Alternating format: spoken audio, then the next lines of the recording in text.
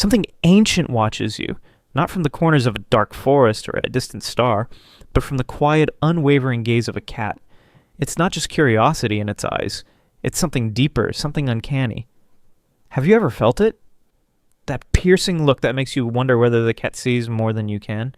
Something beyond this world, something that maybe even you were never meant to see. There's a story about a young man plagued by the same dream every night. A black cat, motionless in the corner of his room, eyes fixed on him. It never moved, never spoke, just stared. Most would chalk it up to imagination, maybe too much late-night reading. But when Carl Jung heard this, he didn't brush it off. He leaned into the silence, as if listening to something deeper, and then said, "Animals and dreams are not just animals. They are symbols, living expressions of what we've buried. In Jung's world, nothing from the unconscious was random. Every image, every encounter in a dream was a message, coded, powerful, and precise. The cat, especially, was no ordinary image. It was the embodiment of the shadow, the parts of us we deny, the instincts we suppress, the truths we fear. When a cat shows up, not just in dreams, but in life, it might be that your unconscious is reaching out, trying to make you see what you've ignored for too long. After the young man's session with Jung, the dream stopped. But then something stranger began. Real cats started appearing in everywhere, on fences and alleys outside his windows. And Jung told him, "This is not chance. This is the shadow taking form around you. If you don't listen to it from within, it will speak from without." And the cat, with its elegance, its unpredictability, its ancient silence, it becomes the perfect vessel. Jung came to see cats not just as pets, but as archetypes and timeless figures that reveal what lies beneath our polished masks.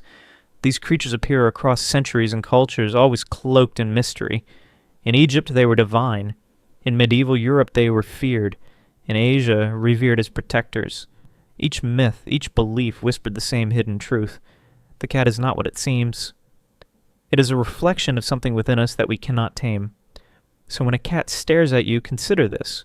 Maybe it's not really looking at you. Maybe it's looking into you. Past the ego, past the persona you wear in public, straight into the soul's attic where your forgotten selves gather dust. Jung believed that archetypes live in all of us, dormant but powerful.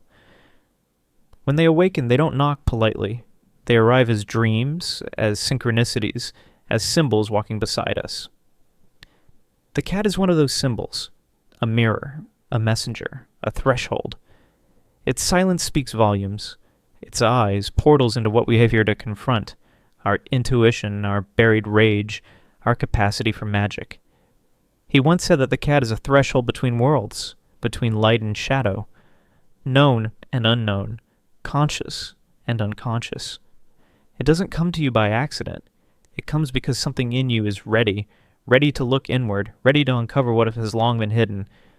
So if lately you've noticed a cat where there shouldn't be one, or found yourself watched in that quiet, soul-piercing way, don't turn away. Don't brush it off. Listen. Watch back. Because what it sees in you might just be the part you've forgotten how to see for yourself. Jung wasn't a man chasing data. He was a man chasing the soul.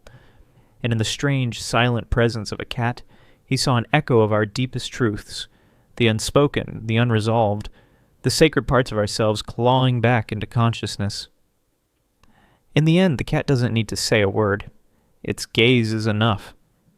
Because sometimes what changes us isn't the loudest voice, but the quietest presence that refuses to look away.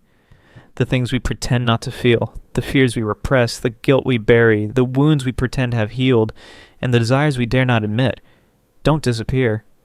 They linger, hiding beneath the surface, waiting for a crack in our attention to slip through. Jung believed the world around us often reflects what we've hidden within, and he saw cats as more than just companions. They were, to him, mysterious mirrors of our subconscious, messengers of what we dare not face. When a cat walks into a room filled with tension or stares at something you can't see, it isn't always random. Jung suggested that their presence in these exact moments might not be coincidence at all. Perhaps they feel something before we do. Perhaps they sense what we try to forget. There are stories, too many to ignore, of the cats appearing only when their owners are struggling, quietly curling up beside them during waves of grief or a sudden anxiety, like they're pulled by something unseen. Jung didn't see these moments as accidents. He saw them as symbols. Because while humans flinch away from discomfort, cats do not. They hold the gaze of darkness without fear. Where we run, they stay, silent, watchful, entirely present. And it wasn't just their courage in the face of what's hidden that fascinated him. Jung believed cats were tuned to something deeper. While we get tangled in thoughts, responsibilities, and the fragmented masks we wear to survive, cats move from a deeper, quieter place. They act without pretense, connected to instincts we have long since drowned out. That stillness you see when a cat stares into an empty space, Jung didn't believe it was looking at nothing. He believed it was perceiving something we couldn't understand with logic alone, something symbolic, something real but invisible. To him, cats were like psychic receivers, antennae of the unconscious. Their reactions came from an ancient place, unclouded by ego. They didn't respond to what we think. They responded to what is. And when they behave strangely or sit by your side when you're breaking down, it might be that they are noticing what you are only just beginning to feel. They sense the shift before your conscious mind does. But perhaps Jung's most poetic belief about cats was tied to their purr, that soft rhythmic vibration. It isn't just pleasant. It isn't just soothing. To Jung, it was a kind of spiritual resonance, a frequency of healing that could bypass words and sink into the deepest parts of the psyche. Not just a sound, but a kind of music that reorganizes something inside you, like a chant, like a sacred hum passed down from something older than memory. He believed the purr could help reintegrate what's been lost, that it could soothe not just the nerves, but the soul itself. The body knows what science only now begins to understand. The frequencies in a cat's purr, now shown to reduce stress and promote healing, weren't news to Jung. He felt their power long before it was measured. For him, the purr was a kind of unspoken ritual, a quiet spell, a prayer that asked nothing and gave everything. Jung never saw cats as ordinary. To him, they were bridges between the seen and the unseen, between the physical world and the symbolic world. They were guides, guardians of what we dare not name. Their presence wasn't casual, it was meaningful, an invitation to look inward, to see what we've hidden even from ourselves. Because a cat does not lie. A cat does not pretend. When it stares into your eyes or follows you into solitude, it is responding to something beyond your daily mask. It's not seeing your face, it's seeing you. And for Jung, nothing mattered unless it could be lived. Symbols weren't just interesting ideas, they were keys to transformation.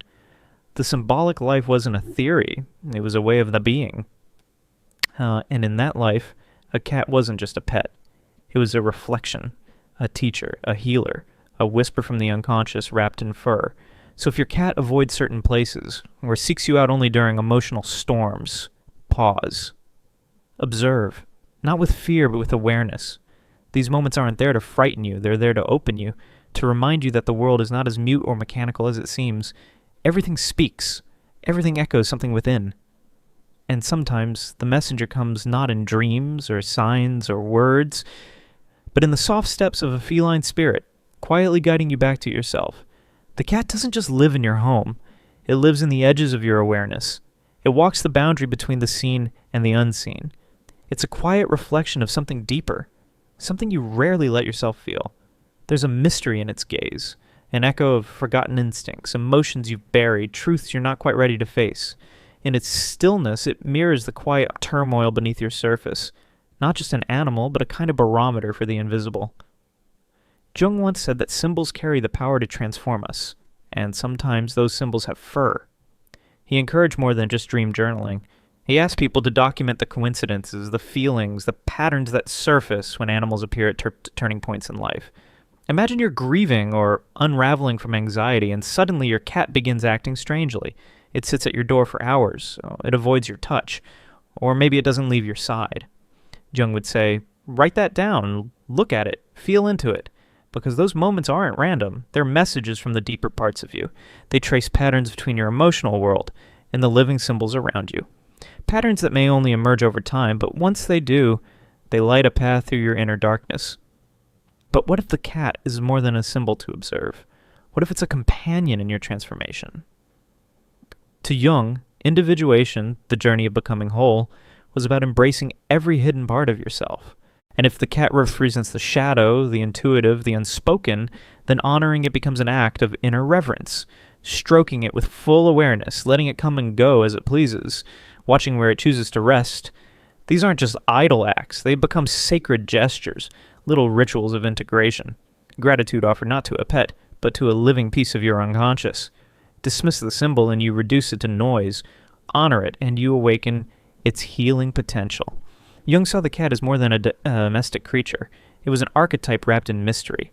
A silent guide that doesn't explain, doesn't demand, but waits. Watching. Always watching. Noticing what you fail to notice in yourself. And when you finally see it, you don't just see the cat. You see your soul reaching out. Nothing is truly external. That was one of Jung's deepest truths. What we think of as coincidence is often something much more deliberate. Synchronicity. A meaningful alignment that appears when you're finally ready to see. A cat arriving in your life may be just that. Not an adoption, not an accident, but a whisper from within. A prompt to wake up, to pay attention, to start listening. If your cat sits beside you in the silence of your darkest moments, if it looks into you as if it knows what you won't admit, don't brush it off. Don't label it as random. That presence could be the voice of your intuition, finally made flesh. Just like dreams speak in symbols, the cat speaks in silence, in movement, in unshakable stillness. It may be pointing to the pieces of you that you've lost in the noise, the feelings you've numbed, the fears you've locked away, the truths you couldn't hold. And if you take a moment to truly see your cat, not glance, not pet absent-mindedly, but see, it may show you something you forgot. That stillness has depth, and that silence is speaking, that comfort can carry meaning. Over time, you start to feel that maybe this creature isn't just keeping you company. Maybe it's healing something inside you, something you didn't know is what was broken, because sometimes the soul doesn't use words. It whispers, it nudges, and those nudges might have claws and fur and eyes that pierce through your defenses. If you already share space with a cat, consider what it might be reflecting back to you. What feeling is it responding to? What tension is it quietly attending? What part of yourself does it embody? It might not just be a friend, it might be a mirror, a guide, a sentinel who carries a message you haven't been ready to hear until now. And if you don't have a cat, but something in these words makes your chest tighten or your thoughts wander, perhaps one is already on its way, not to entertain you, but to awaken you. Because when the soul's ready, the world rearranges itself to meet that readiness. And sometimes that shift comes on 4 silent paws. Have you ever looked into the eyes of a cat and felt that it knew you? Truly knew you, in a way no person ever has? Have you ever wondered if your pet was showing up for more than affection, more than companionship? If so, you're not alone. There are others who felt the same quiet mystery. And sometimes, it's in sharing those stories that we find the signs we've been searching for. The world may grow louder, more distracted, more detached, but there are still sacred things among us, living symbols that walk softly beside us, reminders that speak without language, and some of them wear whiskers and move like ghosts through our homes, holding a wisdom older than memory.